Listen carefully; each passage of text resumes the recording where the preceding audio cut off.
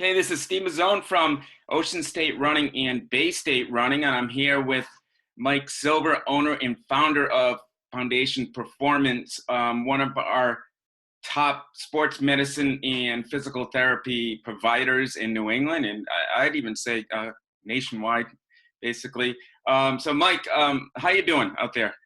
I'm doing okay. Considering the situation, I'm actually doing fine. My family's healthy. My staff is all home protected and healthy. So in that sense, we're doing okay.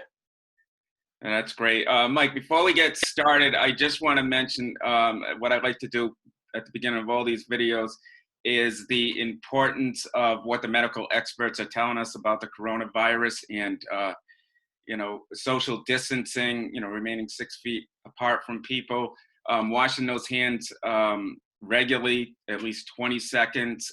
If you're feeling sick, not to be around other people. And if you have a persistent temperature, to definitely, seek medical attention by talking with your physician first and then going in that direction. But please, the more we all listen to this, the better, the quicker this is going to be over, hopefully. Also, I just want to say that this is one of like several different video chats that we're going to be doing on the site, which we're hoping to be informative and maybe provide a little bit of inspiration to people out there who could certainly use it. So, Mike, I want to begin with the runners out there. Now, a lot of these kids, they're all out there. They're still running, but they're doing it by themselves now because of the social distancing. They're not doing it with the coach. We know they're out there running, but what can you tell them out there to still remain fit and to keep moving forward? There's a potential of the season maybe being canceled, but we don't know about that yet. So what's some suggestions you can give to these kids to remain fit and motivated out there? Yeah, hopefully they're somehow staying in contact with their coaches and teammates. I know physically they're not allowed to get in groups and train together, but hopefully there's some guidance and a program that they can continue to follow. Right now, thankfully, we're not being restricted, and we can go out for runs on the streets and along the running paths and the parks. I believe as of tomorrow, I think beaches and certain parks are closed. So I don't know if that's going to restrict some of these kids. But I think it's extremely important to stay connected with their teammates and the coaches as best they can. One thing that we're seeing is just, now we're a couple of weeks into some people being homebound and quarantined, and the motivation levels are coming down a little bit. People are really starting to feel the effects of it, at least the people I've been in contact with. So just trying to stay positive, stay connected, get out there. When the weather's nice, get some sunshine, get some vitamin D, some fresh air. It's all positive considering the coronavirus, but also just for our mental health as well. Now, Mike, I know you deal with a lot of our high school athletes, but also collegians, world-class runners like Emily Sisson, Johnny Gregoric, and multiple record holder Molly Huddle. So you deal with a lot of people who often, need your service because of injuries and stuff. What's some of the warning signs some of these runners will notice that could be a potential injury that could be coming around? Because again, they're not going to have their coaches around. They're not going to have, a lot of different people around to help them through that. Yeah, that's a great question. So, just checking in with themselves on a daily basis. Hopefully these kids are doing the proper warm up before they run, getting in a good stretch after they run, and hopefully have some sort of maintenance program they're doing to help keep them healthy. So they're not just, sitting on their laptops doing their schooling from home and then just running out the door. But if the body's not feeling great, if you're noticing any niggle, anything that just doesn't feel normal that lasts more than 2 days or so, it's something you want to pay attention to. You don't want to just run through it and ignore that. So if we're hitting the 3-day mark and you've got something, whether it's your Achilles tendon, let's just say, and it just doesn't feel right, and it's something you want to address. And you can, at the simplest form, you can just back down on whatever you're doing running wise, or even give it a rest day, or just check in with someone. Fortunately, what we're doing is we have implemented telehealth physical therapy in light of everything that's going on. So we're actually staying in contact, and we're seeing new new evaluations through telehealth, and still keeping in touch with our injured runners, and going through as much as we can of a physical therapy visit through a Zoom app like you and I are doing right now.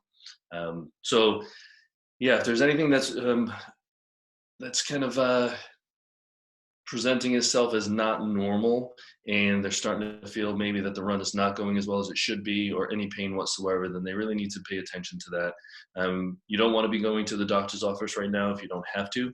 So by paying attention and maybe backing down a day or so, you can prevent yourself from leading to a more serious injury. Because a lot of these elective type visits are not even being seen. So if we can keep them from the injury from getting to that point, I think that'd be the most positive thing right now. What's one of the top injuries that you come across with these runners? Oh, geez. Where do we begin? Pick anything below the belly button, pretty much. So most likely for like the high school kids, we're probably looking at shin as the number one, or distal IT band. So any sort of shin splint type of injury, pain along the inside of the tibia bone, sometimes on the outside into the front and top of the foot, extremely common. Distal IT band, so pain on the outside of the knee, is pretty common. You know, this time of year, normally when we're getting out of indoor season, our distance runners are taking way too many left-hand turns.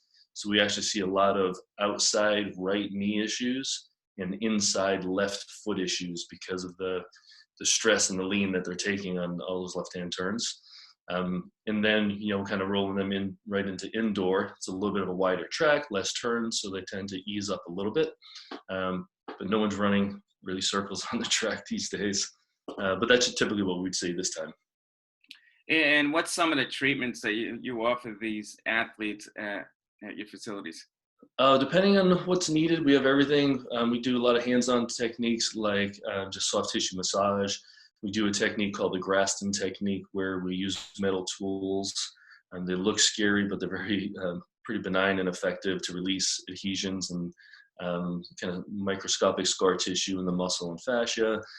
We do a technique called dry needling, where we use an acupuncture type of needle and release trigger points and muscles. We teach them how to warm up and stretch properly, get them strong. It all depends what the cause of the injury is. So I can have someone that comes in, I can have two people come in with the same pain and pretty much the same diagnosis. Let's just use that distal IT band problem. You might have an IT band issue because the outside of your hip is too tight. So with you, we're focusing on mobility and loosening tissues, where your evil twin could have the same injury because they have weakness and they're not able to control the position of their knee. So we would be focusing on strengthening. The key is just to find out what the source of the problem is and not just the site of the problem. And then we have to address it individually, whatever the needs are for that runner. And I am in particular one of your clients. And talk about that Alter-G treadmill that you have. I found it very helpful. Yeah, that's my baby. So the Alter-G is an anti-gravity treadmill. I forget the year we originally purchased it, but we were the first non-hospital based practice in the whole Northeast United States to bring it on. Probably say 2008, around that time. So what we can do is we vacuum seal an athlete's body into this air chamber with the treadmill, and then it fills up with air, and we can reduce your body weight from 1%. So we can make you 99% of your body weight, or we can make you all the way down to 20% of your body weight, which is like running on the moon. So depending on the injury, we can keep our runners running.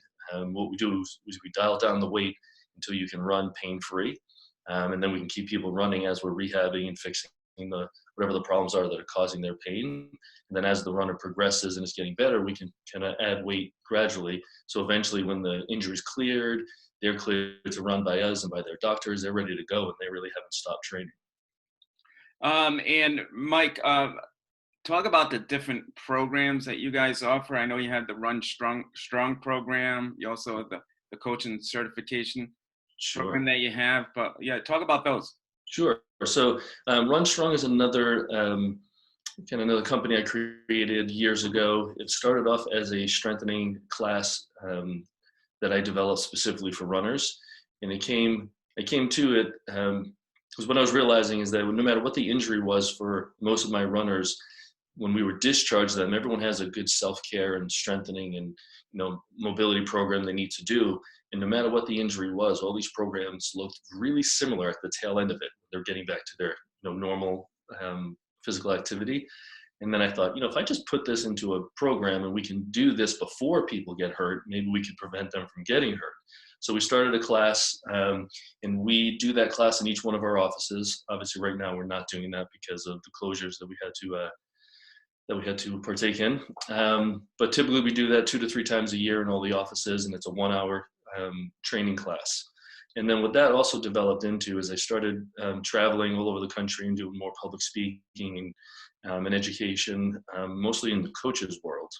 So that spun off into a Run Strong Coaches certification course that I developed, which is an online certification program. We just launched that, in January. We've had about 100 coaches from different parts of the country partaking in it so far. Getting really positive feedback that's addressing areas of coaching that they don't normally get in their typical coach's education. It's not a coaching philosophy type of course. What I'm doing is I'm taking a healthcare's perspective on how to coach and train runners. And it's going really well. So we have, like I said, about 100 who have taken part in it so far. It's about 9 hours total of online education. And then with that, everyone who participates gets access to an exercise library of running specific strengthening and mobility work. Right now, we're up to about 60 exercises that we keep adding into that library. Now, Mike, you have 3 facilities right now, one in Pawtucket, one in Plainville, and one in Warren, and soon to be one in Dartmouth, right? Until COVID-19 came about. Yeah, that was the plan. We had the staffing in order, and we were looking. We just about were going to sign for a location in Dartmouth, Massachusetts, to open our 4th office, and then this happened. So that's kind of put on the back burner for right now. Still part of our long-term plan, but the timeline's going to be off a little bit. And we're actually moving. We're about to sign a lease to move our Warren office to a slightly bigger facility in the Warren area as well. Yeah, and Mike, talk about treating athletes like the Molly Huddles out there, and Emily Sissons and Johnny Gregoric's, all those world-class athletes, and those are 3 of many that you've done. Yeah, so fortunately, being so close to Providence College and the great Ray Tracy, he attracts some of the best distance runners in the world through the PC program, and a lot of the runners come in, either stay on with him or come in after they've finished their college programs to train with Ray on the professional level. So fortunately, I got tied into that group back in the day with Keith Kelly and Mark Carroll and Amy Rudolph. And fortunately, did a good job with the runners, and they really appreciated what I was doing for them. And it just kind of led in. So when the new elite pro level runners come in, they get my name and I get to work with them, which is phenomenal. I mean, these are some of the most amazing humans I've ever worked with. And they're just some of the nicest people on earth. I've worked with other professional athletes in other sports, but I tell you what, there's nothing like a professional distance runner, the most humble, appreciative people that I've ever worked with. And it's great. It is one of the highlights of my career, being able to work with those people. It's a small part of our business. I get similar thrills of working with our high school athletes and our age groupers who are able to PR and continue to run and do what they do and do it well. And my guess, you get a great amount of satisfaction out of your job when you see these athletes come to you, and then you see them compete after they've come to you and how they've excelled since then. Oh yeah, it's great. I love seeing it. And as I kind of hinted at just before that question, I get a thrill out of seeing my high school runners excel and get back and be able to show up to their state meet or their conference meet. Keeping these college kids running. And then when you see, when able to see Molly run in the Olympics and see Johnny and Emily and some of the other runners run at these world-class events and on national TV, it's great. It's awesome. I can't lie. It's fun to see. Yeah. Now, Mike, I know you've been in this business for a long time, over 20 years, right? Yeah. Can you tell about the gray hair? What was the reason you got started in the first place? In physical therapy or working with runners? Yeah, in physical therapy. So I was a typical high school athlete who unfortunately got hurt a lot and spent a lot of time in physical therapy when I was younger. And what really hit it off, I was a football player, and about 3 weeks before my senior football season, I dislocated my kneecap. And I thought, that was it. Football's done, athletics are done. And I was able to rehab pretty aggressively with a great practice near my home in Massachusetts, and showed up, and I didn't miss one game that season. And it was pretty impressive of what they could do and how quickly they could get me back into, competitive, to a competitive level. And I've always loved exercise and being healthy. I love working with people. So you put all those things together and you got a physical therapist. And that's how it all started. And then I met my wife in grad school and we started a business, and it's all been great since. What's some advice you could give to someone who is thinking of potentially a career in physical therapy or sports medicine? Yeah, well, the number one thing, and we see this a ton, we have a lot of kids that come in and will observe. Sports medicine is one part of a huge umbrella of physical therapy. I mean, there are physical therapists that work in corporations and do work health. There are physical therapists who work in schools, nursing homes, hospitals, acute care, rehab facilities. There's a bunch of different things you can do so you can continue to help people regain their physical abilities that they may have lost. So I encourage anyone who's interested to go sit in at different sites, different locations, different areas to see what they might, what kind of might ring true to them as an area that they might want to focus on. For me, it's always been sports, and I have kids I went to school with who thought they were going to get into sports medicine, ended up working in nursing homes, and to this day, they're still in nursing homes and absolutely love their careers. So you can find it's a pretty rewarding profession, and you can find many different areas and different age groups and different types of people you can work with. And like I said before, right now it's a tough time for everybody. And particularly, I mean, I'm talking about these high school athletes who thought they had a season, potentially could have a season, might not have a season. But what's some, words of advice you can give them, some last minute words of advice you could give them out there? Stay positive, keep moving, keep exercising. There's nothing better for mental, emotional, physical health than getting moving, getting out there and getting fresh air. All of us right now are probably on the computers and on social media a little more than we should be. And there's not good news.